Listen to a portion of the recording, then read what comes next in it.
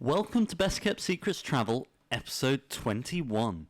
My name's Morgan. And I'm Will, and on today's episode, I'm going to be quizzing Morgan on why he went to go and visit, for fun, the site of the world's worst nuclear disaster. Best friends, and that's for life. Who stay traveling? I'm talking worldwide, 65 countries between the two. Every moment is so unbelievable. Sharing the best kept secrets about the trips and mistakes they made that they can't forget. So tell me if you're ready for a time to remember as they gear up for the next adventure. Yeah. Woo! Best kept secrets travel.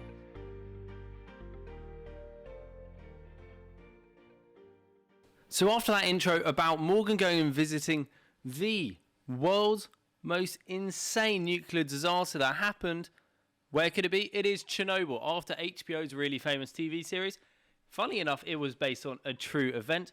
Back in 1986, Morgan went and visited Chernobyl in 2019 with one of his very good friends, Alex. And in this episode, you're going to be hearing all about Morgan dodging radioactive areas, going and seeing abandoned amusement parks which look like they've been left untouched and a little bit creepy. And if you're watching this on YouTube today, you will be seeing a huge amount of photos which Morgan's taken, and you're going to get this bizarre, creepy side of it. And even weirder and more terrifying, they even had a bomb scare whilst on their tour of Chernobyl. And you're going to find out all about this in this episode. And just before we get on to that, could I just ask you, because it's going to help us out massively as well as helping out the planet, please like and subscribe to this YouTube video if you're listening on a podcast. Download all the episodes, because then we plant one tree for every 50 downloads on our podcast channel. We plant a tree in a National Trust park for every 100 YouTube subscribers. And share a link to a family and friend, because then you can help us grow so we can help more people save money, enjoy their adventures even more, and hear some crazy stories like this one you're about to hear about Morgan's travels. Morgan, why would you go out of your way, not even voluntarily, you paid to go and see the insane site of the world's worst nuclear disaster? Why did you go? So you did mention the TV show, and that actually came out probably about 3 days before we went to Chernobyl. So that wasn't the first time where I was really like, I'm interested to learn more, I want to know more. Weirdly enough, it was Call of Duty. Really? It was that episode. There is an episode on Call of Duty, I say episode, it's a mission on Call of Duty where you go through Chernobyl. And that inspired this trip? Partly, I'm very interested in abandoned buildings. I find the history behind them very interesting. And obviously Chernobyl was a very awful accident which happened, which is a lot more history than I normally go to when I see abandoned buildings. But there is so many stories that you can learn and just see and imagine when you're at these abandoned buildings. And I find them very interesting to see places that are completely untouched, and just think this place has been untouched for nearly 40 years. Untouched, full of pain, full of stories and full of history, which there are just really specific places in the world that you can go and see that. And Chernobyl is one of the most famous. It wasn't actually in our lifetime, it happened just before we were born, but the remnants will still be going on for years and years. Yeah, literally a decade before I was born, and it's been going on for years and years since then. So just a quick side note before we get into the big questions. For anyone who doesn't know the history of Chernobyl, the fourth reactor core, the fourth RBMK reactor core, no, it was the core, had a massive problem when it was at low power, and it ended up exploding and sending up graphite all over the roof, everything. And for anyone who doesn't know about nuclear reactors and everything like that, is when an explosion like this happens, it is not just bang, the explosion, that's done. It is all the release of radiation, which is horrendous. And in our lifetime, back in 2011, we all should know about Fukushima, where reactor cores broke there during the tidal wave and the earthquake. Not the the tsunami, sorry. Tidal wave, tsunami. Basically same thing. Basically combined. And the earthquake caused Fukushima. And Chernobyl was so bad on a different level because 10 times the amount of radiation came out of that. And a lot of people know the famous stories of the Americans dropping the nuclear bombs on the Japanese to do with the likes of Hiroshima. Chernobyl had over 400 times the amount of radiation go into the Earth's atmosphere than when the Americans dropped the nuclear bomb on Hiroshima. So just that alone, let alone the economic damage, which they estimate at roughly $235 billion, which just is absolutely insane for something where in the immediate instance, they only think 31 people died, 28 of them being firefighters, then 3 other who were scientists within the actual site. But then the knock-on effect, they estimate anywhere between 4 to 27,000. There are some reports saying 50,000. It's impossible to calculate. They have no idea how many to people calculate died. how many deaths and cancers and everything are associated with it, because what the radiation does and the way it generally kills people is the radioactive isotopes can get into your thyroid gland and then can cause thyroid cancer, which is why, if you've watched TV show, that's why they have all of the iodine tablets, because that stops and slows down your thyroid gland actually absorbing all of the radiation, so that can potentially save your life. So, Morgan, we're going to start off. Firstly, how did you go about finding a tour to take you to Chernobyl? Because this is what to most people this would be dark tourism, right? Mm-hmm. This is sort of the entry to dark tourism. Yeah. I want to go to Chernobyl. Yes. And for me, where this trip came about was that I was doing in the middle of my master's, writing my dissertation, and I knew I couldn't do a long travelling trip. So I was like, right, I need to think of something that's short and something that I've always wanted to do. And I looked it up, and we went through a company called Solo East. Yep. And we looked through their tours, and they just had really well-organised licensed tours, legal tours, because there are lots of illegal entries to Chernobyl, which lots of people do. And essentially, I had to try and find some other crazy people to come join us. And there was meant to be 2 people that were going to join us, but then one person, unfortunately, not unfortunately, they got an interview for a job, and therefore couldn't join us. But I managed to persuade 2 people, which I was quite happy with at the time, to come. And we booked it. We organised our flights. We flew to Kiev, because Chernobyl is around 2 hours away from Kiev. Yeah. So it's a short bus journey. We arrived at 5 a.m. We got into the city centre, and we had to wait until about 8 a.m. before the tour started. We booked a 2-day tour, 1 night, 2 days, obviously. And this was because we were told through all the reviews, we saw that if you go on a 1-day tour, you're going to basically go to the main touristy spots like the Pripyats and the main reactor, and you're going to do that when you get there, and it's going to be a lot more crowded, whereas if you stay there longer, you can get a much better experience. So we chose to do it that way. So how much did this whole tour cost, roughly? Roughly at the time of doing it, it was around £200, but I know that it's continually been going up each year. £200 for how many days, sorry? 2 days, 1 night. Okay, that's not too bad at all. So everyone's probably thinking at this point, right, okay, Morgan decided to go to Chernobyl. Radiation. What do you do? How do you stay safe? Radiation stereotypically stays around for a significantly long period of time, but a lot of this radiation actually came across Europe and could be detected long distance away. How even only 40 years on from this horrendous disaster, did you know that you were safe going and doing this? So there are lots of checkpoints there where at the entrance you actually get measured for radiation, but that doesn't really help you if you've got radiation So poisoning. they just came up to you, no, yeah, Morgan. And I don't actually know what would happen if the alarms were set off when you got checked. It's like, And this is prior to going in? So both prior and coming back, you check. Yeah. And the main thing they do is you have to wear long sleeve clothing, which for us in the middle of summer when we went, it was about 35 degrees. You have to wear long sleeve clothing? Yes, because the radiation itself in most areas isn't that bad. Yeah. Where it gets bad is where you either get bits of mud, dust particles, radioactive dust, Yeah. attaching either to your skin, and then you get rashes and it burns, or obviously if you breathe it in, that can be quite dangerous. So did you have any gas masks or anything? No, we didn't have masks because it is, in general, the area is really safe. You're really convincing me right now.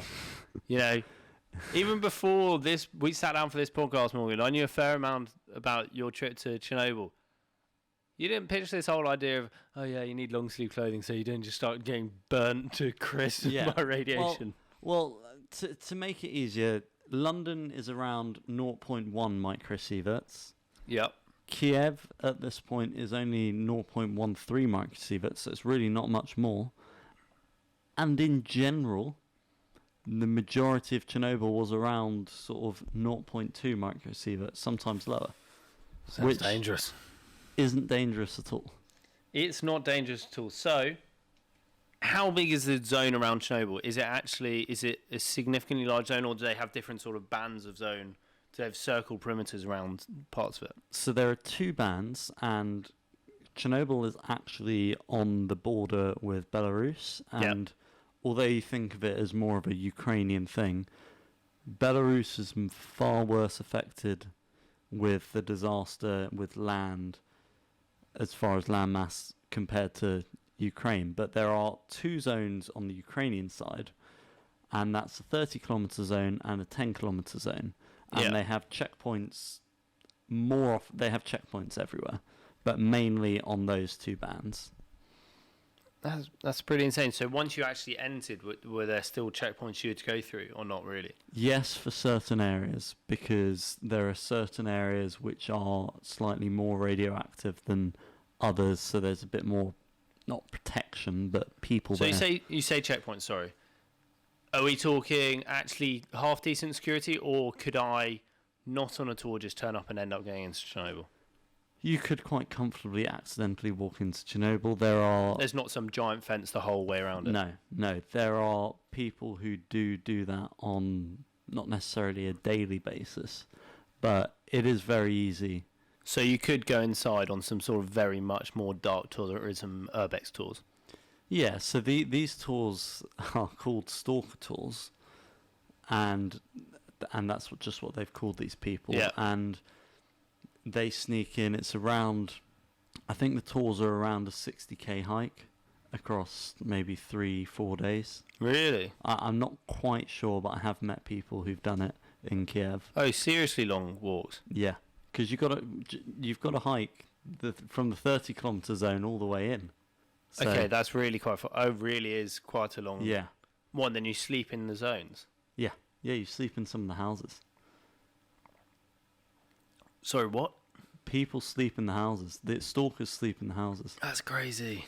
It is crazy. And the thing is... I think that's pushing it for me. Yeah. Yeah. Yeah, I could see you there's not... stupid, and then there's stupid. Not enjoying that, yeah. But if you do get caught, as far as I know, they're not too bothered. I think you get held for a bit and then you get fined. But obviously it still is illegal. Yeah. The main reason the security are there, and this used to happen a lot before, is to stop people stealing radioactive material. Yeah, which isn't surprising. Yeah, there were so many radioactive objects, so people come steal it and then use it to... Well, yeah, sadly bad things. Do things. So what did you think was the creepiest part of Chernobyl when you were there? It has to be anything to do with the children. That was great. Was there clothes on the ground? Was it more like broken and slightly derelict, but very derelict shop fronts? What was it about the children that you still saw remnants of? The schools, the kindergartens. So did you go in the schools? Yes. So you had their toys on the floor, and lots of these were very old-fashioned dolls, and because they're old-fashioned style dolls, lots of them have glass eyes, which are now all broken. Oh, that's a bit creepy. So it's dolls with no eyes, and it almost looks like you're looking into their soul. And what sort of time in the day was this? This was early morning. I can't imagine Chernobyl ever feeling like a nice night. Oh, look, the sunrise is really pretty this morning. I just imagine Chernobyl's just got this forever sinister, overcast, pure darkness of Satan's gloom. That's the thing with going in summer, is it felt like not happy, but there was a lot of life. It was really interesting to see bizarre. a lot of life because everything was just growing. Yeah, You don't ever get to see an area that wasn't like this before. It was a normal human area that everyone's got up and left. And now it's being eaten up by Earth. Trees. It was the summer, so it was so green. There'd be like benches, and then there'd be either a tree that's just half a centimeter in front of it, and you're like, I have no idea how that got there. and obviously in normal life that would never happen. But you've got all these trees and things growing out of weird places that you just don't expect. Yeah, and you've also got, in some of those sort of mini canals which are leading around Chernobyl, you've got some crazy big catfish now. I remember watching an episode of Jeremy Wade's River Monsters, and he goes fishing in Chernobyl. Yeah. And then they measure the catfish's level of radiation. It's like, oh, this is 10 times higher than we're meant to get close to. Just because they've been living in, especially because lots of the actual radiation during the time went through all the waterways. So all these catfish now are like monster catfish. Yeah. But you must get that with different wildlife, and the plants must be affected in some way by it. Well, supposedly not. There are still people who live there. These people are called self-settlers, and they Have 10 legs and 3 arms. essentially they left maybe for a couple months, and then when it died down a bit, they just came back and they're like, well, I'm not leaving. This is home. And Don't so it's legal for them to stay. Really? They're happy for them to stay. These people all live on their own. They've got families. They're all very old. I think one of the things for staying there is they don't allow younger people to stay there. And there's one shop in Chernobyl. There's a hotel which we stayed at, which is kind of like a hostel. And we did meet one of the self-settlers who, unfortunately, in 2020, I believe he passed away, which was really unfortunate. And the news actually came, someone messaged on our Chernobyl group chat that we had that he'd unfortunately passed away, and he asked if we had any photos of him. But he was a really nice gentleman, didn't speak any English, but it was really interesting and really kind of him to let us into his house. Yeah. We got to see what a communist house looked like, 'cause it hadn't upgraded much. Probably bare. Very bare. There wasn't that much. He grew everything. He had about 10 chickens. Really? Which would always fight, apparently. One of the really interesting things was that he actually had Wi-Fi, which I was slightly surprised. He had Wi-Fi. Now he had Wi-Fi, yeah. Obviously he didn't back in the day. I wonder if Elon Musk sent him one of his new Starlink Yeah. Starlink satellites. Here, have better internet than most of the people in London. Yeah, but he was really cool because definitely something that really adds to the tour, in that we got to ask him any questions we wanted, and he would tell us his opinion on what happened, on how many people he knew that died. Because when they say that when they took everyone out via bus of Pripyat, which was about 50,000 people, not a single bus driver is still alive 20 years after that. Really? And they'll never talk about that, but yeah. Yeah, it's because they tried to close off everything from the West at the time. So that's one of the problems United Nations found, was so much information was suppressed and just hidden away because they didn't want it to be even worse than it already was. And what we did as part of the tour was we actually went to the shop in the Chernobyl area, and we got to see what was there, which was also very interesting. And we actually bought supplies and food to take to the settler as a gift. Really? Which was really nice. Mm-hmm. So whilst you're in Chernobyl, did you get to actually see the nuclear plant, or, I mean, I assume you didn't see the reactor itself? No, so we saw the sarcophagus, which is what is covering the reactor. So they built something to cover the reactor at the time, and then I think in early 2000s, no, it wasn't early 2000s, it was much later than that, probably around 2015, I guess, they realised that radiation was leaking quite a lot. Really? Not ideal. Near the reactor?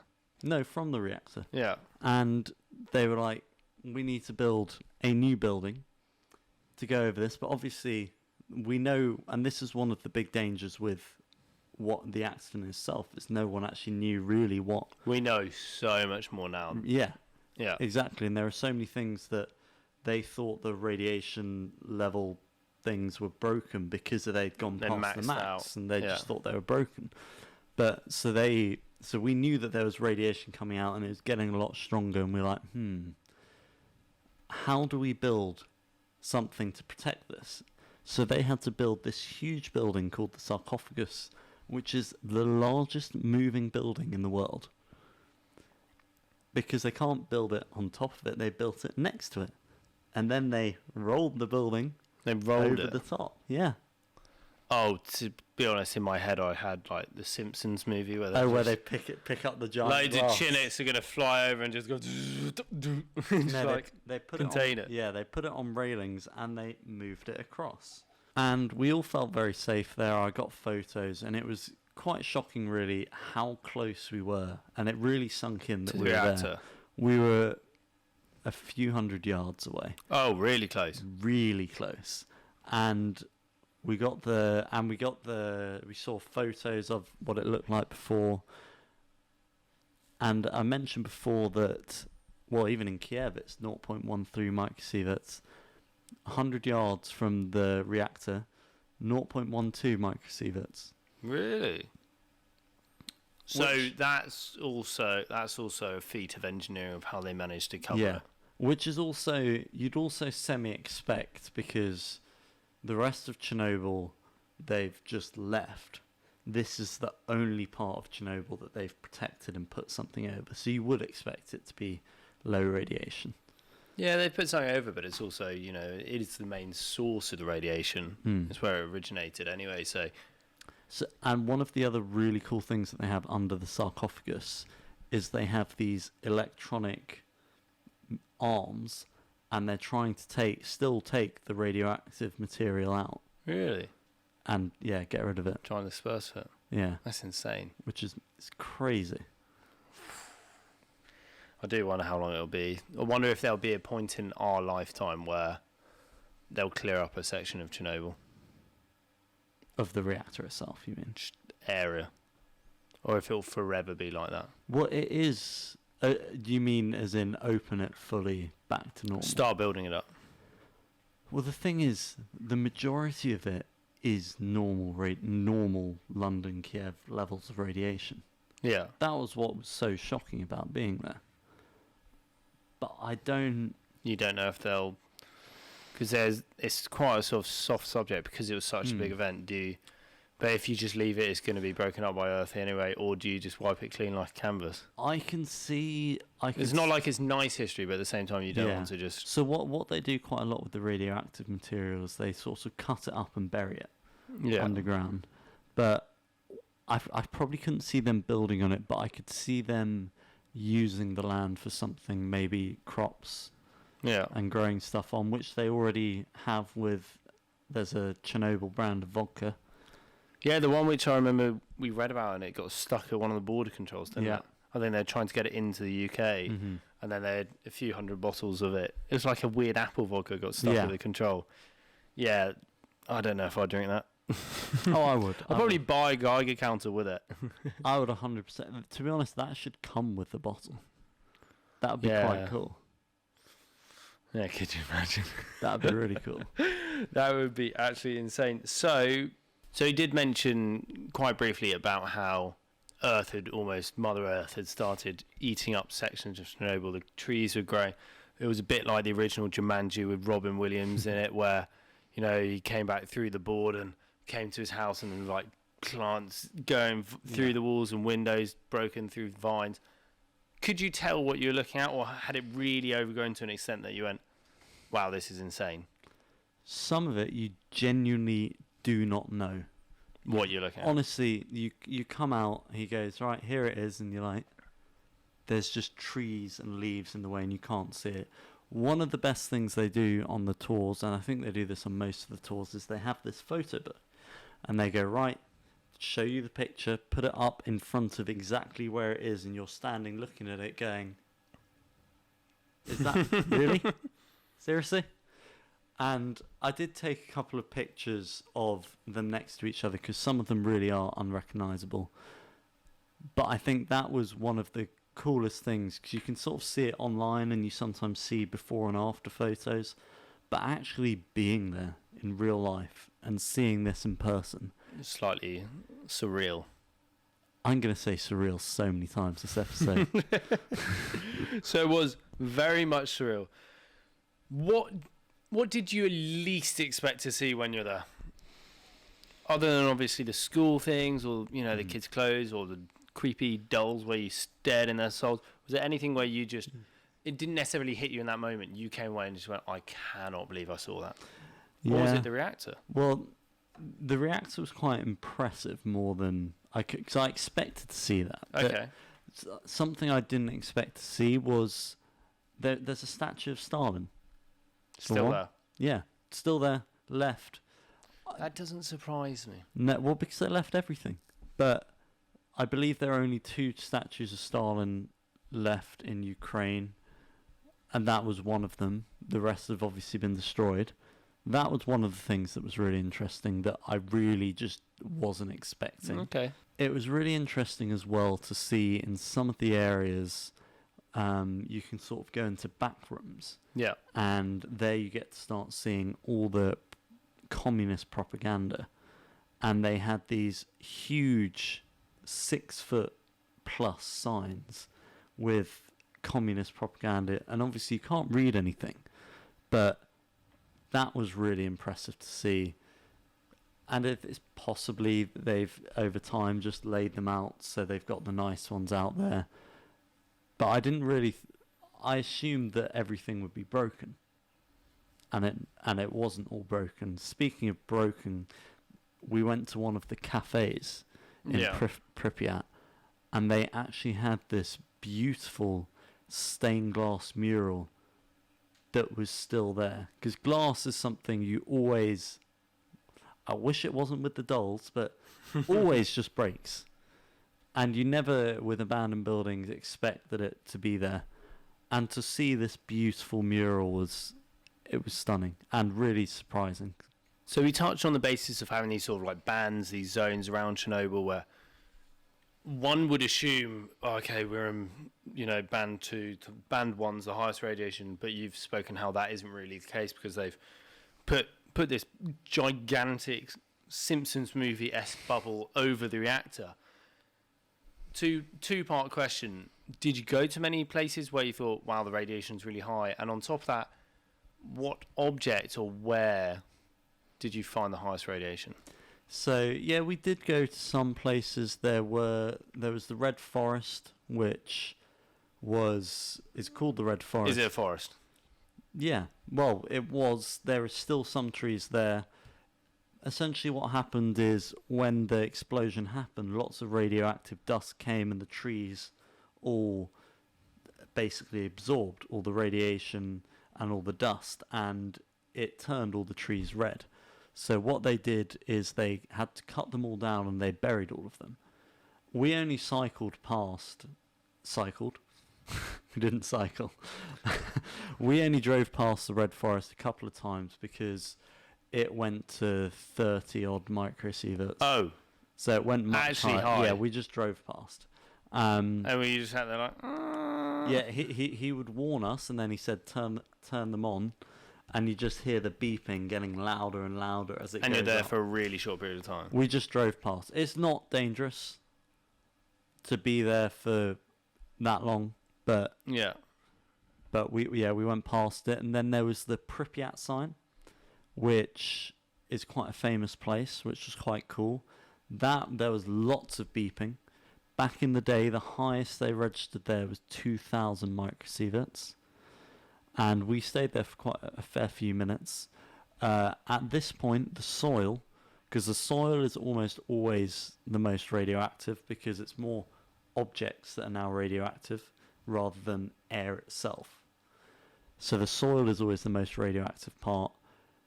And when we were there, it was around 23 microsieverts, which is reasonably high. But we all stayed for photos, got our classic Pripyat, signed photos. The most radioactive item we saw was the claw. The claw. The claw. This claw is something they used to take the rubble off the roof. Oh, really? Yeah. What was it, like a It was a digger like a claw. digger scoop? It Like the looked bucket? more like a claw. Oh, like a literal claw? Yeah. Really? It was How close to it did you get? It was cool. Oh, like half. I was standing next to it. And how radioactive was that? So, yeah, but it used it for the rubble. It was really radioactive, and they've taken it all off the digger, so it's just the claw now. Our guide went up to the claw itself with one of the Geiger counters, and he kept moving closer and closer and was measuring it. And he measured when we were about 10 meters away. It was maybe 2 or 3 microsieverts, because radiation has a really short half-life, so you can stand a few meters away from a really radioactive object, which is really worrying, and it being completely normal. And so he got closer, and then he put the Geiger counter against the claw, and it was slowly going up. And it had gone up, it had gone past 50, and everyone was standing well back. So I was trying to get, obviously, the best footage I could. As it was getting above 50, everyone else was standing back. Yeah. Our guide was staying there and was like, it's fine. So I was getting closer. So you trusted him? Yeah, enough. Did Alex's gut say, oh yeah, it's fine, I'll get closer, or did she use common sense and stand back? She didn't have any comments on that, Okay. but she may have had some comments on some things. Because your later GoPro on. doesn't have any, like, GoPros famously don't have any zoom or anything, so it's set distance, so you obviously want to get in close. I had to get in very close, and we could see it had gone well over 50 at this point. I was very close. He wasn't even near the middle of the claw. Oh, and that's prime. It kept going up and continued to go up until the highest we saw was 413 microsieverts. The claw. If you will move it closer to the metal, it starts to go higher. 45. 118, 119. And closer. Closer, I don't want to get too close. 166. 203, 290, 408. Whoa. 415. 460. Huh? Just think how much more that is than normal. That was the if I'm basing all of my obvious great facts off the HBO series, I think that was the upper bracket of the really expensive, more sensitive Geiger counter they had, and In said, 1986. and they just went, oh, that's not the top, it's maxed out again. And they're like, wait, what?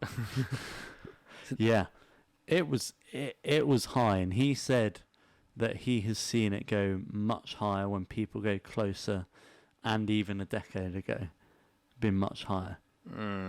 We didn't stay there for long, so I wouldn't. yeah, don't worry. And then the guy did keep reiterating that it's not too dangerous if you don't stay there for too long. But he goes on these trips as a guide almost, The whole time. yeah, a couple times a And week, you know, and he's fine. he's got 12 toes on one foot. Well, when leaving, he did start walking away, and he went, "Oh, my hand's burning a little bit." And we weren't sure what to think. We were a bit like, Just bite on a blood capsule and freak Yeah. you all out. or now I'm starting to feel it as well. But yeah, no, it was a bit. It felt safe to me, and it was very interesting to go see. Yeah, not sure I would have creeped towards the claw. Sounds a little bit like Toy Stories. The claw. Oh yeah, Buzz. Close. Buzz. So when I think of Chernobyl, and I think about the stereotypical images I've ever seen on Instagram from urban explorers, etc., there's one place which always stood out, and I saw some snippets of it, but you're going to tell our listeners and viewers about this now, is the amusement park, the Dodgems, the super famous sort of, you know, that bizarre photo you get of this Ferris wheel, which to most people is sort of this image and memory of joy, yet it's set in the site of the world's worst nuclear disaster. What was that like? Did you like it? Did you hate it? And why? It was definitely, before going to Chernobyl, it was definitely because of it being very familiar, and in the Call of Duty mission, it was very exciting to go to. The thing with very popular places is at times they become slightly over touristy. Yeah. And was it busy? this Did you was see the other groups? this was the one place in the whole of Chernobyl where I saw loads of people, Really? and it took away from the experience slightly because it was overcrowded. There were just, from being in Erie, What is your definition of overcrowded? Are we talking there were two more groups? there How were many people were in your group? in my picture? How many people were in your group? About 8, So you had 8 in your group. How many other groups would you maybe roughly say there 12, were? maybe a bit more, but there were probably 5 or 6 other groups. Oh, really? Quite a few people. So you're talking 40, 50, 60 people. Yeah, and what surprised me about the area itself is those popular photos you see is all that's there. There are no other rides, there's no other nothing. Oh, it really is It's tiny. Dodgems and a Ferris wheel. Dodgems Ferris wheel, there's this other ride that wasn't fully built. And then there is technically one of those sort of theme park sort of shooting ranges. So there's no... But that was just an empty room. No Nemesis Inferno, none No of that. stealth, no. None of it. No. Thought Park. Merlin, what are you doing? Chernobyl needs some more rides. But the pictures I got there were amazing, and obviously you have to go there when you go there. And it could have just been that we were unfortunate on that day, and I do think that Chernobyl will just become more and more popular, especially because of the TV show. It was just overcrowded, which I was I think I was a bit overexcited about it. Yeah. But I can understand that. I think, you know, I even talk about that in the episode where we discussed Machu Picchu. I was really disappointed. I think in my head I'd built up such a story and image of what my experience would be like that when I got there I just went like, wasn't my favourite bit. But then so many other aspects of that trip, you know, the journey to the location is so much fun. Yeah. Like, so your journey to or from the Ferris wheel and amusement park area, you might have come across things which you absolutely loved. Did you find that? oh yeah, 100%. There were definitely areas like, well, the schools itself and the Ferris wheel. It was still good, but I knew I was going to go see them. There were other places like the apartment buildings and some of the houses. Because I was there for 2 days, we could just stop off at random abandoned houses.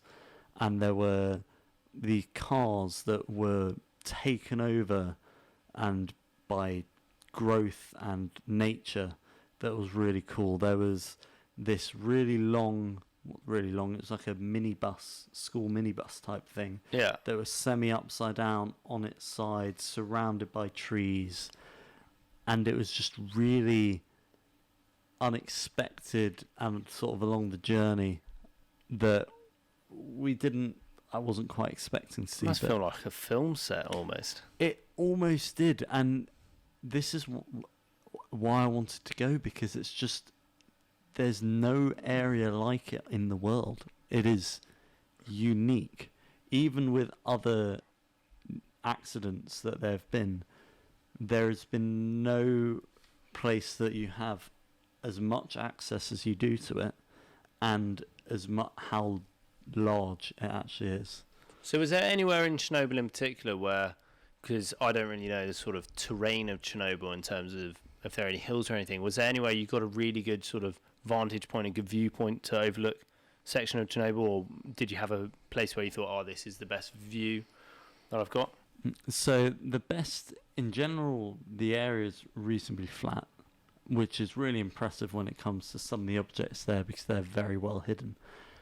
Where I had the best view would have been in one of the apartment buildings. So as I said before, there were over 50,000 people who used to live in Pripyat, and they used to live in these big block apartments. Yeah. And these were around, the larger ones were 16 floors high.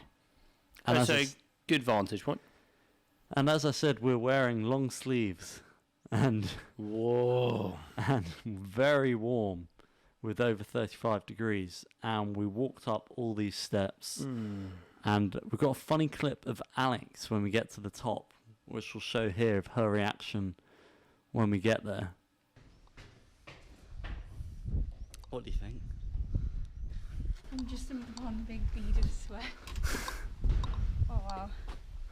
But the views when we got to the top were beautiful because it was the first time where you're actually above the trees, most of them, and, well, actually all of them. And you can just see for miles. You can see into Belarus, you can see all directions because these apartment buildings are the tallest thing around you. Okay, yeah. And you can see the sarcophagus, you can even see the Ferris wheel sticking out at one point. How far away from the actual nuclear power plant are you from there? So probably it's got to be a good few miles. So it's a bit of a trek. Oh, but you could see it. You could 100% see it. And the views, this is probably one of the times where Alex, well, I didn't do it in front of anyone, but I did sit on the edge, get some pretty pictures, walk along the edge. I do apologise to my mother after doing it. Really sorry, Mum. If that helps at all. Do you really, though? I did. With zero meaning. No, I apologise. I'm really sorry that I do this every time I leave the household. I will never do it again, apart from every other holiday I go on. Not every time, but we then walking down. So walking up, we just got up there, and to be honest, I would love to have stayed there. Just watch. That is where you would get that beautiful view that you didn't think you'd be able to get, of just complete greenery everywhere, and so much life and nature, and you would see beautiful sunsets. On the way down, as obviously it's 16 floors and lots of apartments, we decided to explore some of the apartments. And this was really weird because you can see there were still beds there. They had no time to pack up and take their stuff. So a lot of stuff had been looted, but there was still lots of stuff there. And you've got all the wallpaper that's just crackling off. And it's interesting to see the different styles of wallpaper that they have compared to now. And one of the things that we actually did was Alex and I stood in the window and we could see the sarcophagus. And I just sort of said, imagine being here on that night, seeing what's happening from a distance. You would have radioactive glow. Yeah, but you wouldn't really think that because they didn't at the time. All they thought was that some sort of reaction was happening and it was pretty lights coming out of an accidental fire. And imagine how you wouldn't be expecting anything to change after that, and you'd just be almost slightly worried for what's happening, but watching it. They just suppressed all out the in the information open. and blatantly lied to people as well, just trying to suppress everything down, thinking, oh no, it's not that bad, but it was just getting worse and worse and worse. And they would have had no idea how that night will change their life forever. Yeah. And it was just really weird to be there and actually it not be a touristy museum exhibition, it being real, and you can actually stand in it. And when you're actually standing in somewhere where something happened, it's a bit surreal. Very surreal. You seem to have base this whole trip not off the history and sheer devastation that this event caused, but actually your somehow profound love for the game Call of Duty. Other than the Ferris wheel and amusement park section, was there anything else which you saw from the game which got you really excited? So something that was definitely in the game that was really exciting. Yeah. And it was interesting being there because you can see bits where the game had made it unrealistic in that you could see the Ferris wheel from this place, but it was the leisure centre. And you couldn't in real life. I genuinely looked at the window and I was like, oh, can you see it? And you really couldn't. But it's the leisure centre. And this is another well-known site in Chernobyl. And we went there and it's got these really cool sort of old-fashioned sports halls, wooden, except because it's been left and the wood's been untreated, it's all sort of rolled up. Yeah, it's all warped. And it's warped and really strange, and you see all the old-fashioned gymnastics equipment like the pommel, even saw a springboard, which was really interesting to see. But it's the swimming pool. The swimming pool was one of the things that was open before the accident, because not everything was. And obviously it has no water now, but it had these really cool diving boards over and lots of communist propaganda around. And I in fact actually climbed up onto the top of the diving board and got some footage up there. Was it all solid ladders going up? It wasn't. Oh, no ladders, no. How did you get up? I sort of climbed up. Photo could come up around now. Yeah, there is definitely a photo. And it was really cool because we were shown a photo of what it looked like before, when you see the water, and there's even footage of people swimming in it.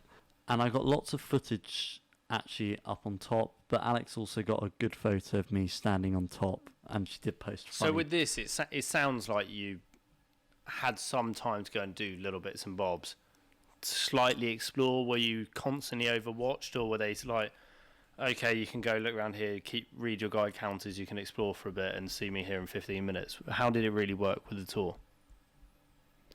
So when I got down from the diving board, the thing Alex said to me, which you've said to me before, is, well, you've said versions of it, your mum's going to kill me for letting you do that.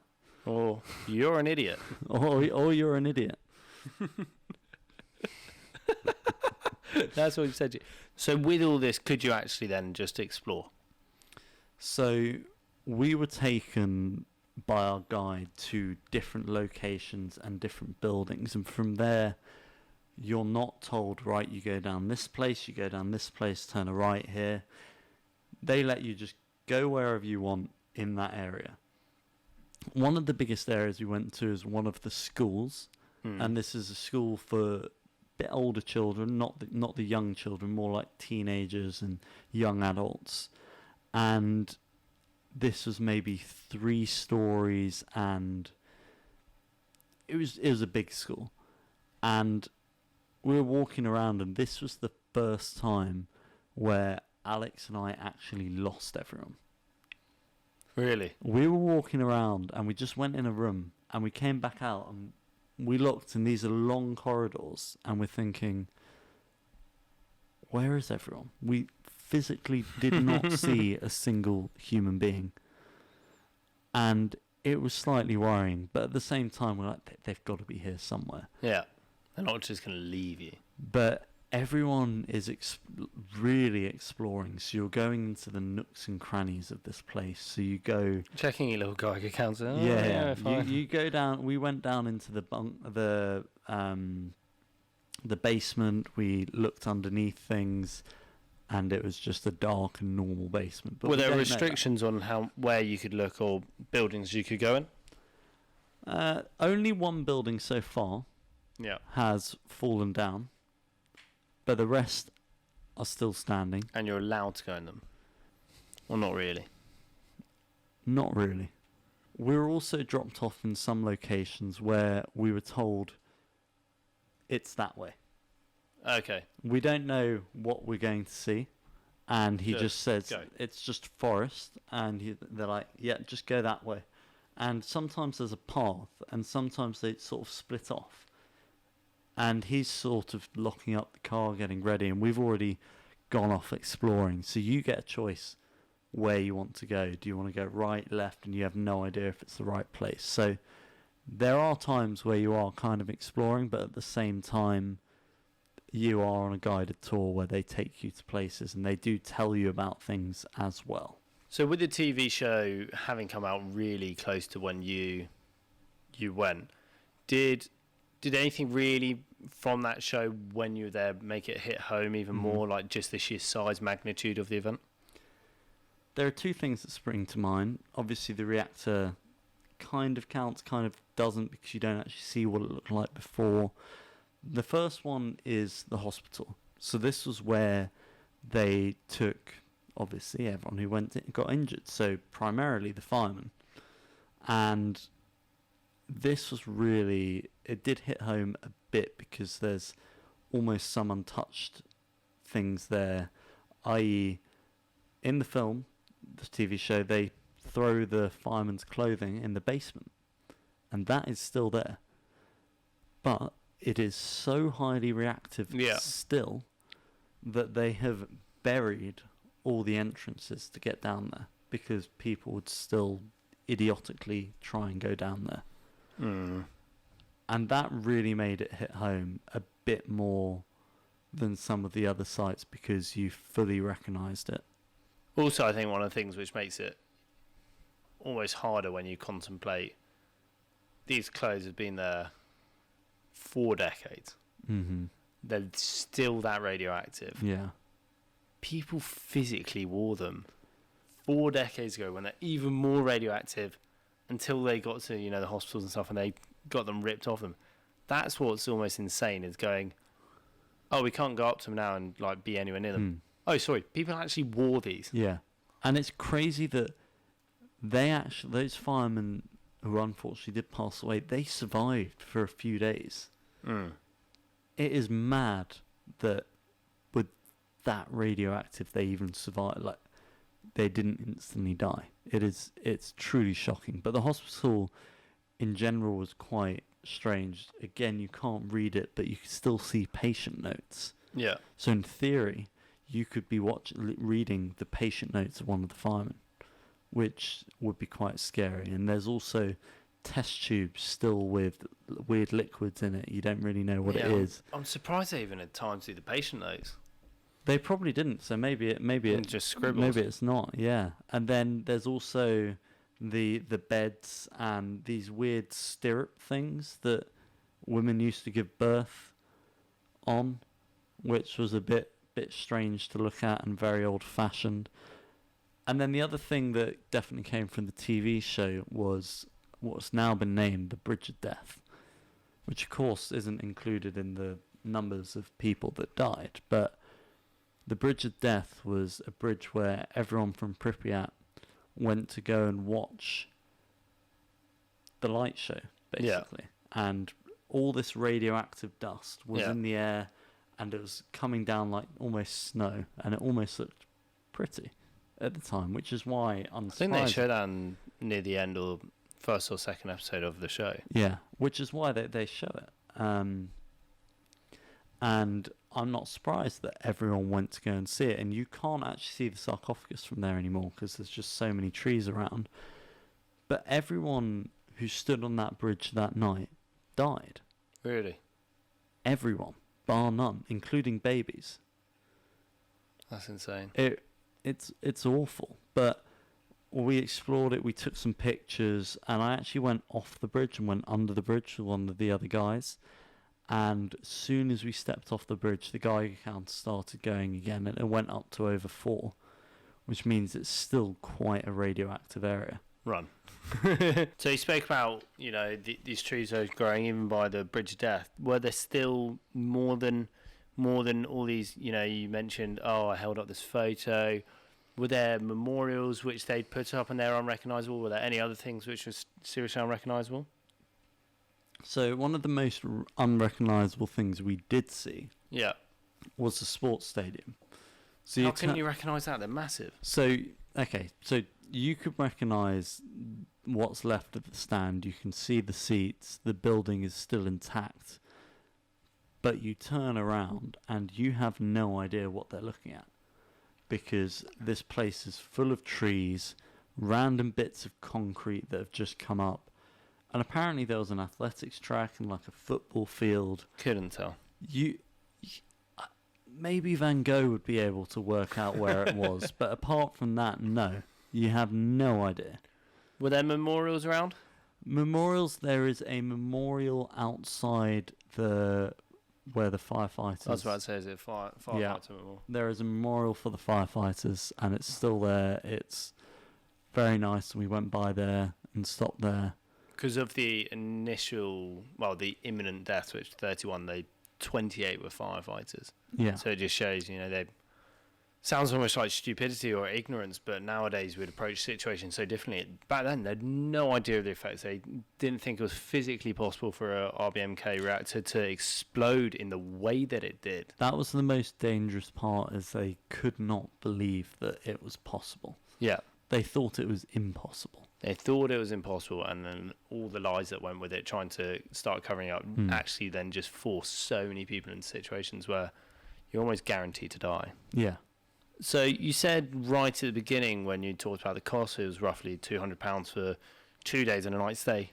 Did you stay within Chernobyl, or did you go back out to the boundary and then come back in? We stayed within the zone. You did? There is a hotel within the zone.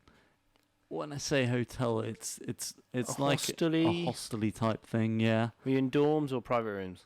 They were private rooms. They were, I don't know if they were all like this, but the ones we were in were two separate single beds, and it was very hot for us. There was about 3 fans probably between 6 rooms, I think. Wow. Which wasn't necessarily ideal. We were lucky and had one. Yeah. But not everyone did, and that would have made things... Did you check your guy counter before you went to bed? It was absolutely fine there. It was normal London, Kiev levels. Okay, so you're fairly far out. Yeah, the food was it was just basic Ukrainian food that they got in. It was nothing special, nothing bad, but it was a very basic hotel, but it's working and within not the 10 kilometre, the 30 kilometre zone.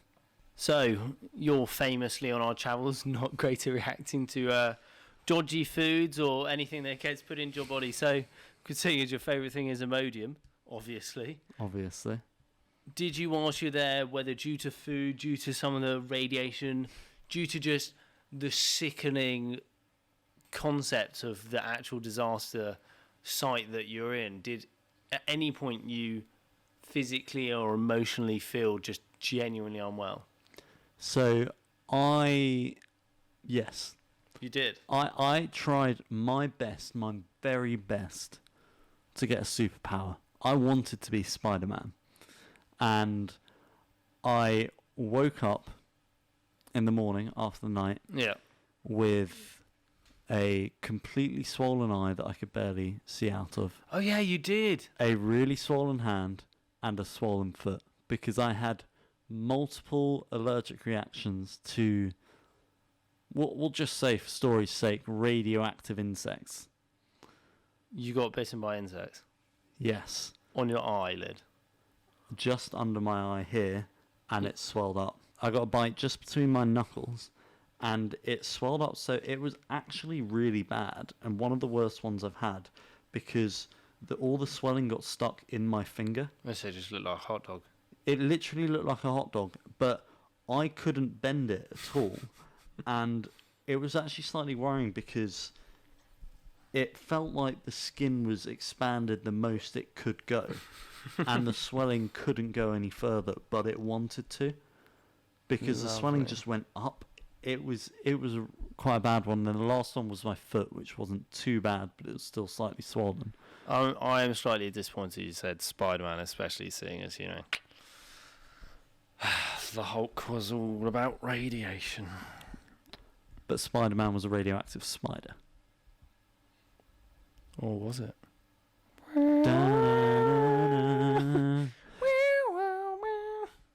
But it was quite funny in the morning, because I woke up, I rubbed my eyes, I thought it was just sleep. What did Alex say when she just... Alex was like, what the...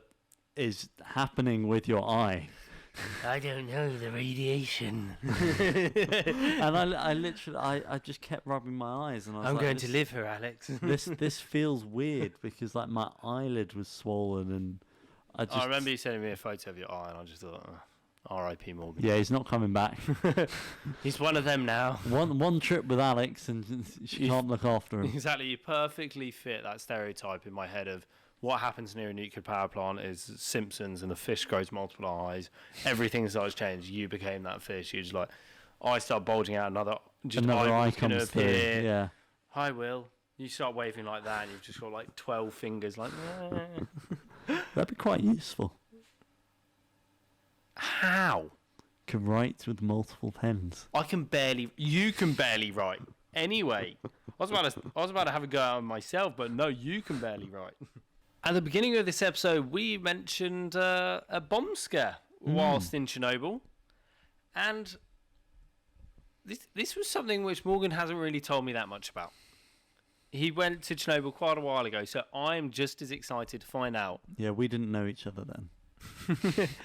Bomb scare, Chernobyl. How, what, where, when? Just take us through it. Where? Chernobyl. When? 2019. How and why? Okay, how and why? Why it was a prank call. It was a prank call. How? Apparently this happens a few times a year, every year. There is currently a war going on in Ukraine between the Ukrainians and Russian separatists. Yeah. And what these people do is they call up the Ukrainian government or people who work for Chernobyl, and they basically tell them, we have planted a bomb right next to the reactor, and then they start giving off their demands. Just some random Russian. Yeah, and our guide... That's insane. Our guide got a phone call, and he sort of was like, okay, yep, and his demeanour did not change. It just could not be bothered. And so he was sort of like, right, I need to tell you guys something. So we're now locked in the 10-kilometre zone for the moment. We're not. If we go out, we're not allowed back in. But no one else is allowed in either. And this is because there has been a bomb threat. But I don't think there's anything for you guys to worry about. I'm sure it'll be fine. Yeah, because they technically have to take it seriously every time, right? They have to. And it was really interesting to see because they blocked everything off. And it was really good for us because it meant that all the day trip people couldn't come into the 10-kilometre zone. So did you still walk around? This was in the morning on the second day. And so we had none of the day people. It was only the people who'd stayed the night were in the 10-kilometre zone, which was really, really cool. Security stepped up tenfold. Really? Every corner there were people in cars driving really quickly around. Probably, I'm sure they must have a thing where they have to search, because they must have to check for the bomb. Or just see if there's anyone super suspicious around the place. Yeah, exactly. So the checkpoints almost trebled, and we had to keep stopping. But one of the best parts was that no one else could get in. And as I kind of mentioned before, our guide was reasonably amusing. And whilst driving and telling us, he pointed out, if you see a mushroom cloud behind us, if you wouldn't mind telling me, because then I'll drive a bit faster. I like that. So because he was taking it in such a light-hearted way, we sort of were like, okay. No one was actually worried. We're going to enjoy this day, because if we don't, we're dead anyway, so let's just get on with it. Exactly. Even if we left and the bomb went off, there's no chance we would have survived. So we were very content and happy with death. Lovely. And it's a good story. So Morgan actually told me about this next one because he's asked me to do some research on it. Morgan, what was the largest place in Chernobyl you visited? It was the Dugar radio tower. Well, yeah. Right. Let's get ready for this one. We got the Dugar radio, which translates to the Ark, was once one of the most powerful military facilities in the Soviet Union's communist empire. Soviet scientists looking for ways to mitigate long-range missile threats came up with the idea of building a huge over-the-horizon radar that would bounce signals off the ionosphere to peer over the Earth's curvature. To confuse their enemies, Soviet command often designated such installations with numbers of fake identities. On Soviet maps, the Dougal radar was marked as a children's camp. There's even a bizarre bus stop on the road to one facility decorated with a bear mascot from the 1980 Summer Olympics in Moscow. To the Americans, it was called the Russian woodpecker because they could hear it all on the radio. That's really cool. Yeah. How big are we talking here, Morgan? So it was tap, tap, tap they could hear on the radio towers, and there was one there and one on the far side, eastern Russia, and they just bounce signals back and forth back and to confuse forth everyone. How tall? It was 150 meters tall. Large. Reasonably large. But one of the most impressive things was the fact that we have been on really high vantage points and seen lots of things. Somehow never saw this. Really? It is so well hidden. And we did actually go past that bus stop on the way in, and we were told about it. And did you clock? You must clock the tower at that point. No, because there were trees. When you're in really close, there's lots of trees, so you really can't see it. And then you come through, and there's these big Soviet gates, and you walk in, and then you see it. It's about 700 meters long, and we walked along the whole thing pretty much. Took loads of pictures, and they even have sort of a building next to it with all the command towers and things inside, and they have a corridor in there that is 700 meters long, a straight corridor that goes parallel to the Dougal Tower, which great for paintball. Airsoft paintball type thing, just going down. Lobbing, just start pelting bouncy balls at each. Yeah, it was crazy because do. you stand in it and you cannot see the end either way. Really? It was so far, and because it was quite dark, so none of the lights were on, you really couldn't see anything. Could you see lights at the end of the corridor? No. Oh, no. Okay. And we explored quite a bit. We got a nice vantage point by going on one of the roofs, and we went up some dodgy looking ladders, which Alex wasn't too fond of because some of the steps were semi-broken-ish or nearly breaking. But we got a nice vantage point. Because it's so big, it's really hard to take pictures of. So getting this vantage point made all the difference in some of the photos. So coming to the end, Morgan, you're finishing your tour. You know, you've gone round, you've put on all the super radioactive clothes, you've licked the most radioactive things, you licked the claw, you sat in the claw, you rolled in everything, you went up to a reactor, gave it a big bear hug, so you were just glowing by the end of it. You just went, I am the Hulk. Mm-hmm. You just became a superhero. You started flying around the planet, saving the world. At this point, when you were leaving, how did you know you were actually good to go? You mentioned that they scanned you or something right at the end. Yeah. Did you find out what your reading was at the beginning and at the end? Did it change? So it doesn't tell you a specific reading. It just registers whether you're too hot or not. And good thing you're ugly. Basically what you do is you put your hands on either side of this thing and you sort of step just over shoulder width apart, and you just wait. And you're sort of waiting while this thing sort of scans you and feels you. Well, not feels you, but it's obviously... Does it look modern or does it just look super old? No, it looks very old. It looks very old. But the feeling Sounds like a prank. The feeling you get before doing it is really nerve-wracking. Really? Because why you just think... You're like, so much is going through your head. You're like, what if? Hey, what if you're actually too radioactive? What if I'm now the Hulk? Yeah. It's like, what happens? And you're what if the security guard sees my eye, my hand, and my dodgy foot? You're going through everywhere you've been in your head, just going, why did I hug the reactor core? What have I done that was wrong? Why did I sit in the claw? Why did I wear all the costumes? Yeah. Why am I still wearing the fireman's outfit? Why did I drink that vial in the hospital? Whoa. No, that those liquids looked wrong. So Morgan, having done it, would you actually go back, or or is it one of those things? There are so many places in the world where I've gone, I was like, I wouldn't go back for the sake of I loved my time there so much. So I would 100% say I would want to go back. Two main reasons.